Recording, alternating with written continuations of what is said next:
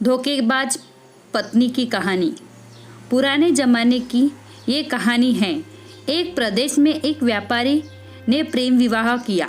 हालांकि तब प्रेम विवाह करना कोई छोटी या आम बात नहीं थी, लेकिन फिर भी व्यापारी और उसकी प्रेमिका, जो अब उनकी धर्मपत्नी बन चुकी थी, उनका सच्चा प्रेम देखकर लोगों ने उन्हें स्वीकार कर लिया और लोग उनके प्यार की मिसालें देने लगी। वे दोनों भी अपने प्यार से भरी नए संसार में काफी खुश थे। लोग ये देखकर हैरान रह जाते कि उन दोनों में कभी किसी वस्तु या विषय को लेकर कभी झगड़े नहीं होते थे। व्यापारी और उसकी पत्नी ने अपने प्यार की रोशनी सदा रोशन रहे, इसलिए एक नियम बनाया था। उन दिनों लोग रात को छतों पर मशाल जलाया करते थे ताकि घर आंगन में उजाला रहे और सोने के पहले उन्हें बुझा देते। प्रेमी जोड़े ने तय किया था कि वे जब तक साथ रहेंगे तब तक उनके घर की मशाल जलती रहेगी। अब रात होते ही पूरे प्रदेश में अंधेरा हो जाता, लेकिन एक मात्र इस व्यापारी का घर रोशनी से जगमगाता। इस प्रदेश का राजा एक बड़े से महल में रहता था। हर रात को सोने से पहले वो अपनी रानी के साथ महल के छत पर जाकर आसमान के नज़ारे देखता था। एक बार जब राजा अपनी रानी के साथ छत पर चांद सितारे देख रहा था, तब दोनों की नज़र व्यापारी के जगमगाते घर पर पड़ी।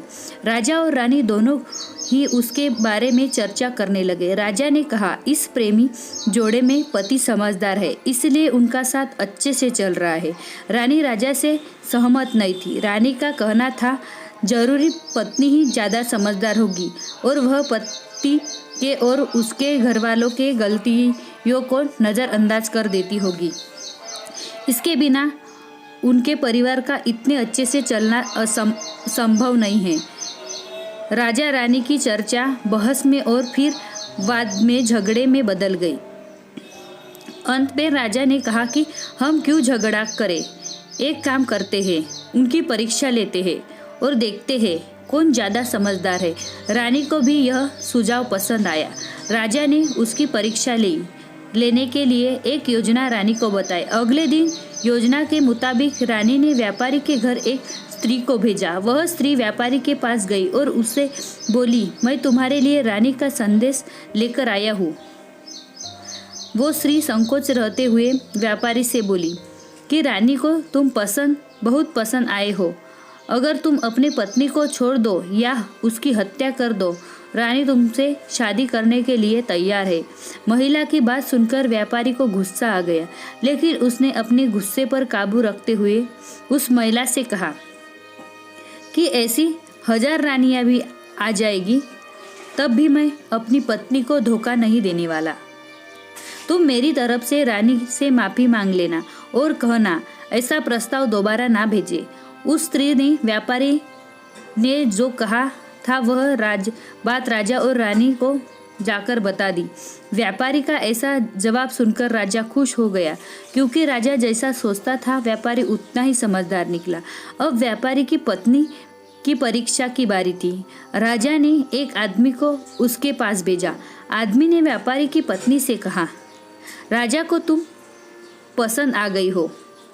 राजा ने कहा है, अगर तुम अपने पति को मार देती हो तो तुम्हें अपनी रानी बना लेंगे। आदमी की बात सुनकर पहले तो व्यापारी की पत्नी कुछ भी नहीं बोली। जब आदमी वहां से जाने लगा, तब पीछे से व्यापारी की पत्नी ने कहा कि आज रात को जब मशाल बुझ जाएगी तो समझ लेना कि मैंने अपने पति की हत्या कर दी है। राजा के आदमी ने इस घटना का वर्णन राजा और रानी के सामने जाकर किया। राजा को व्यापारी की पत्नी पर काफी गुस्सा आया, लेकिन रानी ने राजा से कहा कि वह सिर्फ ऐसा कह सकती है, कर नहीं सकती। आखिर वह उसकी पत्नी है और प्रेमिका भी। राजा ने तय किया कि व्यापारी को खतरे में नहीं डालना चाहिए, इसलिए राजा ने अपने कुछ सिपाहियों को आदेश देकर उसके घर के पास खड़ा रहने के लिए कहा। राजा ने उनको समझाया कि जैसे ही व्यापारी के घर की मशाल बुझे तो तुरंत उसके घर में घुस जाना और व्यापारी को बचा लेना। रात होते ही राजा और रानी अपने महल के छत पर आकर व्यापारी के घर की तरफ देखने लगे। आधी रात हो गई लेकिन कुछ भी नहीं हुआ। रानी राजा से कहने लगी, देखा, मैं कहती थी ना कि वो सिर्फ कह सकती है, ऐसा कर नहीं सकती। रानी ने यह शब्द कहे ही थे कि राजा ने देखा कि व्यापारी के घर की मशाल बुझ चुकी है। राजा को व्यापारी की चिंता होने लगी।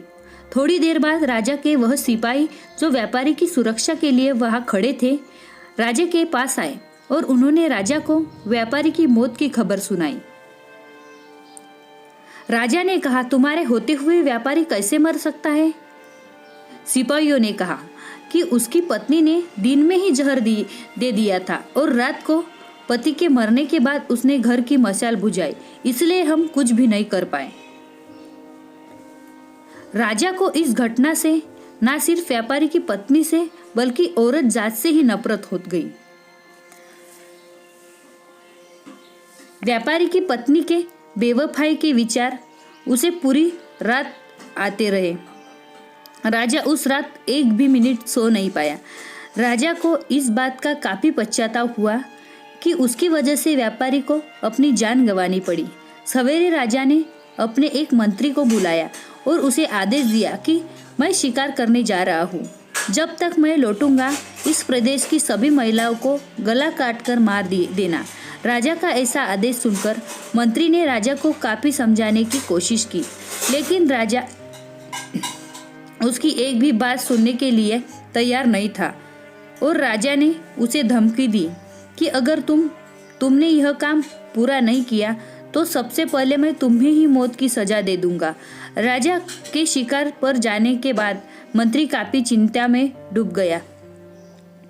जब मंत्री को कुछ भी नहीं समझ आ रहा था तो मंत्री सीधे अपने पिता के घर गया, जो पहले राजा के पिता के यहाँ मंत्री रह चुका था और काफी समझदार था। मंत्री ने अपने पिता को सारी बात बताई। बेटी की बात सुनने के बाद उसने पिता ने उसे कहा कि सबसे पहले तुम कहीं पर छुप जाओ, क्योंकि राजा जब लौटेंगे और देखेंगे कि तुमने उसका हुक्म नहीं माना है तो वह तुम्हें सजा देगा। मैं देखता हूँ। इसी तरह राजा को समझाता हूँ। रात को जब राजा लौटा और उसने देखा कि उसके प्रदेश की सभी महिलाएं पहले की तरह ही अपना काम कर रही है, घूम रही है, तो उसे मंत्री पर बहुत गुस्सा आया। वह हर जगह तलाश करने के बाद जब मंत्री नहीं मिला तो राजा सीधे मंत्री के पिता के घर जा पहुंचा। राजा ने मंत्री के पिता से मंत्री के बारे में पूछा। मंत्री के पिता ने राजा को शांत करने के लिए पानी दिया, बैठने के लिए कहा और बाद में राजा से पूछा कि आप क्यों सभी महिलाओं को मारना चाहते हैं। राजा ने व्यापारी वाली पूरी कहानी मंत्री के पिता को बताई। मंत्री के पिता ने राजा से कहा कि आपने जो फैसला लिया है मैं उसे सही या गलत नहीं बता रहा हूँ, लेकिन मैं जो एक छोटी सी कहानी जो मैं जब मंत्री था तब मेरे साथ घटित हुई थी वह मैं आपको सुनाता हूँ।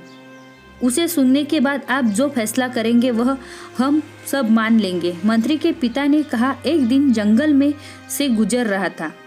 अचानक एक नकाबपोश घोड़े पर सवार होकर आया और मुझे बंदी बनाकर घसीटते हुए कब्रिस्तान लेकर गया। वह मुझे एक कब्र के पास लेकर आया। वहां पर पहले से एक कब्र खुद ही हुई थी और एक सर कटा आदमी उस कब्र में था।